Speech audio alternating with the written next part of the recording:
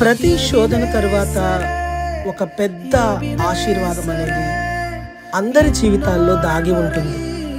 నెహెమ్యా గోడలు 52 రోజుల్లో పూర్తి చేశాడు.